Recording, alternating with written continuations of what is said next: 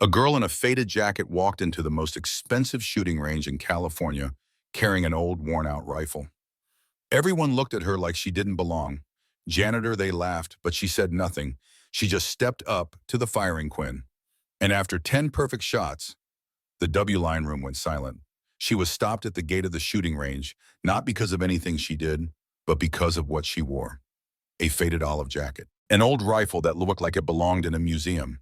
VIP Quins don't allow the lost and confused, the receptionist said, skimming his eyes over her like she was some kind of refugee. A smug, spoiled kid sneered. What's next? Janitors and maintenance getting in.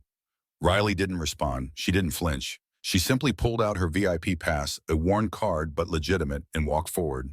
Through their laughter, through their scorn, until 10 perfect shots silenced them all. Hawthorne Elite Range was more than a shooting facility. It was a cathedral of precision. Its glass and steel facade shimmered under the California sun like a polished bullet. Inside, the air was sharp with gunpowder and entitlement. Every Quinn was a stage for the ultra-privileged, high-ranking officers, Olympic hopefuls, children of tech billionaires. Black marble floors reflected rows of LED lights. Digital scoreboards glowed with names that meant something. Children of senators, gold medalists, startup royalty. A membership here wasn't bought, it was inherited. It cost more than most people's homes. On the walls, gold-framed portraits of champions watched with eyes as cold as their aim. Outside, a velvet rope kept the elite in and everyone else out. And today, Riley Quinn stood on the wrong side of that rope. Her faded jacket and worn jeans were sacrilege among the parade of custom tactical gear flowing past her. But Riley at 23 was a quiet force.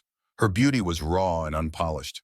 Auburn hair pulled into a loose braid, strands catching fire in the sunlight. Hazel eyes focused, unflinching, carried the kind of stillness that could stop a storm. Slung across her shoulder was an M1 Garand, aged battle-worn, the wood polished smooth by time and memory. A piece of history and a piece of her. Her father, Colonel Thomas Quinn, had been a ghost on the battlefield. A sniper so deadly his single shots ended wars. He raised her not on playgrounds but on makeshift ranges in the woods, teaching her to breathe with the trigger. When he died, she made him a promise she would carry his legacy forward. But none of that mattered to the crowd at Hawthorne. To them, she was just a nobody in secondhand clothes. Her presence here was a violation of their exclusivity. Miles, the receptionist, all slick hair, and Riley attitude blocked her path with a grin like a blade. This isn't a place for people like you, he said loudly. VIP Quins are for members, not whatever you are, he gestured dismissively at her rifle, his eyes crawling over her jacket with disdain. Across the lounge, Griffin Cross hedge fund heir in a $4,000 tracksuit leaned against a pillar and laughed. They letting in the cleaning staff now? He called out, and a chorus of rich kid laughter followed. Riley's fingers brushed the edge of her VIP pass, a worn card issued by her father's former commanding officer. It wasn't a pass bought with money, but one earned through blood trust and loyalty. She held it up, her voice calm and even. I'm a guest, beep, the scanner flashed green. Miles's smirk faltered, his confidence cracked. He stepped aside reluctantly, muttering, this is a mistake. She walked forward through a corridor of scoffs, raised brows, and snickers deeper into the belly of the range. As she passed the lounge, the atmosphere shifted. The live stream cameras turned toward her like executioners. Phones lit up. Members snapping photos, captions forming in real time. Hat welfare shooter. One read zooming in on her scuffed boots. She's a joke. Posted another shared by a congressman's son. Sierra Vale stood up sharp and theatrical, her voice perfectly positioned for the live mic. Look at her. Thinking she belongs here, she scoffed, pointing at Riley's jacket. This is Hawthorne, not a salvage yard. Laughter exploded around her. The chat flooded with venom. Kick her out, fraud, bet. She stole that pass from the trash. Still, Riley's hands remained steady. Her hazel eyes never wavered. But across the screen on a hospital bed, her mother was watching. Pale, trembling, every insult like a knife twisting into her chest. The range stretched ahead like a cathedral built for war. 50-meter Quins under vaulted ceilings. Digital screens tracked every shot in real time. Leather chairs lined the space where members sipped overpriced lattes and polished their engraved rifles like heirlooms. Riley stood out like a crack in glass. Chase Maddox, a smug trust fund, brat with a $12,000 custom rifle lounged nearby. Even the cleaning staff gets access now. he sneered. His prep school friends laughed along. What's she gonna do? Polish the targets, one joked, tossing a spent casing at her boots. Riley stepped over it without a word. Calm, composed, unmoved. Then came Professor Laura Monroe, one of the instructors. She approached in a tailored blazer and diamond studs flashing like warning lights. This is highly irregular, she announced loudly, lacing her words with faux sympathy. Hawthorne is for trained professionals, not charity cases carrying relics. She nodded toward Riley's rifle with a dismissive flick of her manicured fingers. Your presence here undermines our standards. Maybe a community range would suit you better. Murmurs of agreement rippled through the lounge. A few even clapped. Monroe stepped in closer, delivering the final insult with surgical precision. Leave now and we'll pretend this embarrassment never happened. Riley adjusted her rifle. Her braids shifted slightly down her back. Her eyes burned with buried resolve, but her face remained serene. Somewhere, her mother's hands clenched tighter around the bedsheet. The pain of watching was almost unbearable. The audience stirred, not at Riley, but at the cruelty masquerading as rules. Sierra Vale, ever poised in her VIP Quinn, with her $6,000 sniper optics, looked up. This is a training ground, she said, her voice pure venom. Not a low-budget war movie, cosplay. The live stream lit up again. Who's this loser? Get her out nearby. Head coach. Colonel Raymond Banner, a grizzled Marine with more medals than tolerance, folded his arms, his brow furrowed with growing disdain. Are you sure you even know which end of the rifle to lend? He barked. Riley met his gaze. Her voice was soft but carried weight. I'll figure it out. It wasn't a plea. It was a vow. The crowd burst into laughter again. Phones lifted in unison, not to celebrate her, but to capture her fall. They were ready for a show. Landon Rhodes, billionaire heir, 25, clad in flawlessly tailored tactical gear, had just wrapped up his round. His custom $60,000 sniper rifle gleamed like a predator under the lights. The scoreboard lit up, 99897. The room erupted with applause and admiration. He turned, spotted Riley, and smiled a smile like a knife unsheathing. If you beat me, I'll leave immediately, he said, loud enough for the live stream to catch every word. But if I win, you're out. Janitors don't belong in places like this. The crowd exploded like someone had fired the starting pistol of a duel. Landon leaned in, his voice low and venomous. No pressure, sweetheart. Riley didn't flinch. She simply nodded. No words, just steel in her eyes. Online hearts across the world leaned toward her, strangers behind screens, rooting for the underdog who stood alone against She stepped into Quinn. Griffin Cross swaggered it over, his smirk practically painted on. That rifle's a fossil, he sneered.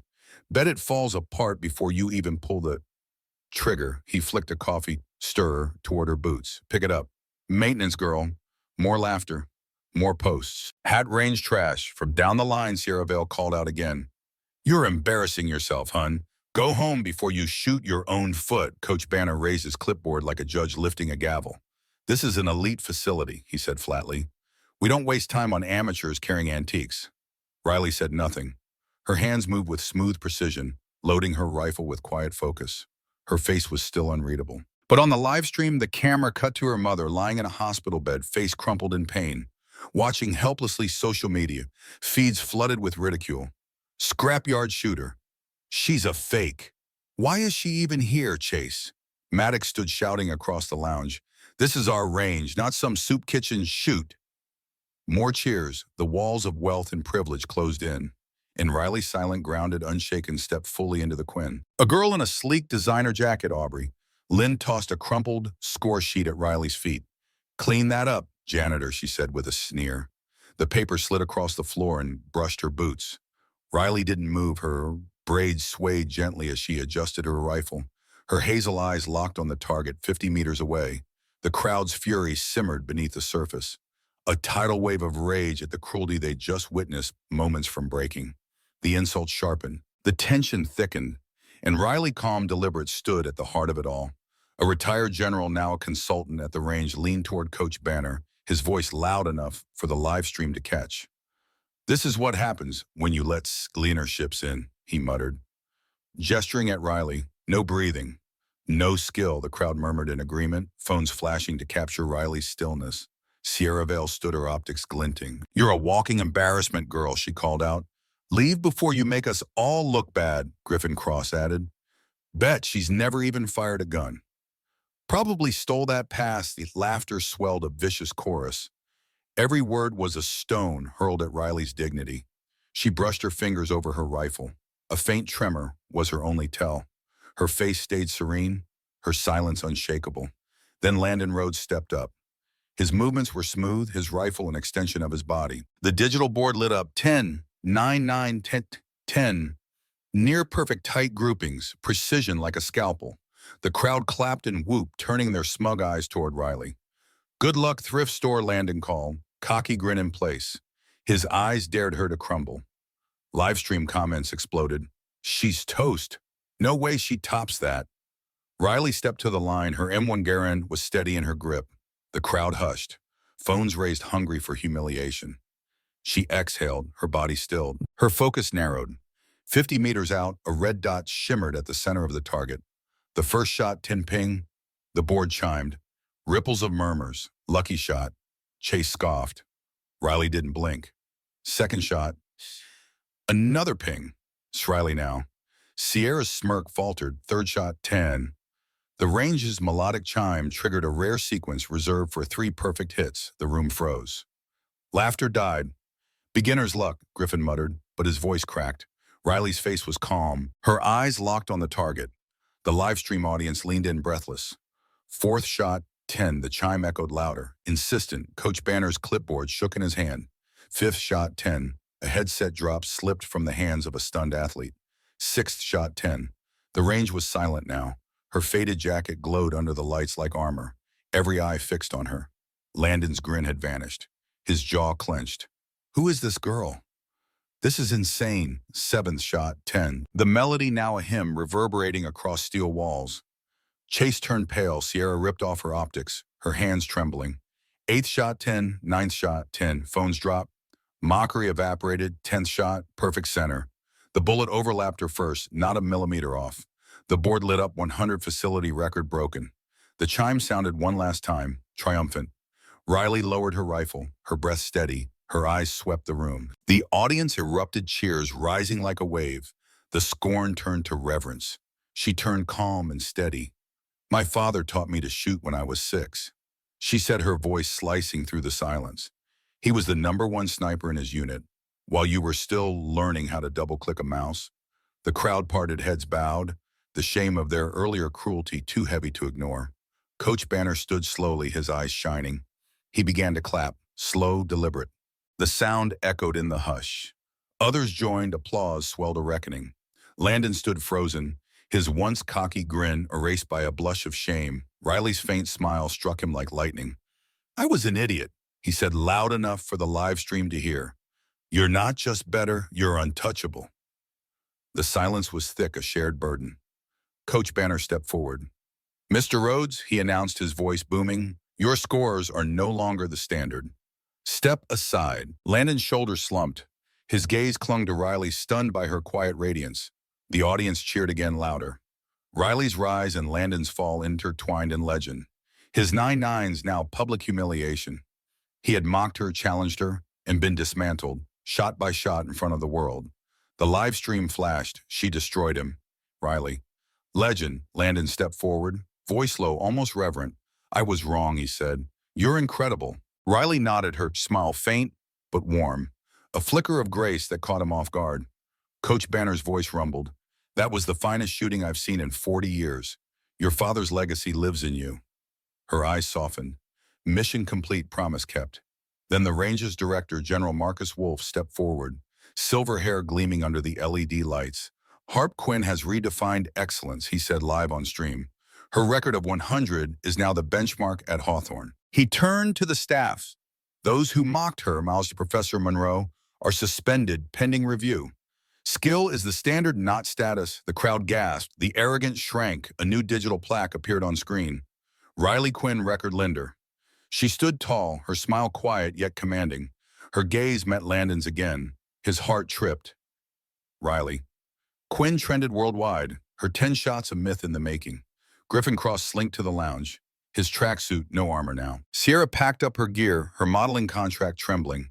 Chase stayed silent, his rifle untouched. Even the general who'd mocked her Maddoxing stood face red, muttering an apology. Aubrey Lynn, the one who had tossed the score sheet, slipped out unnoticed. Her designer jacket couldn't hide the shame. Riley had humbled them all with 10 shots and a faded rifle. Landon lingered later. As the crowd thinned, he approached her, his usual swagger gone. "I don't deserve your time," he said, eyes locked on her. "But I'd be a fool not to try. You're not just a shooter. You're a force." The live stream captured every second. "He's in love," one comment read. Riley's smile deepened a spark that lit his entire world. "Coffee's a start," she replied. The staff paused, respectful now, her name etched at the top of the leaderboard, a permanent rebuke to their past. A young girl, once silent, stepped forward. "I was wrong to laugh," she whispered. "You're what this range should be." Applause followed, cleansing and complete. Even the general who had doubted her clapped, ashamed and humbled. Riley stood serene, her faded jacket now a symbol, her victory, a new soul for the range. #Riley inspires, #bullet that. Hit the mark.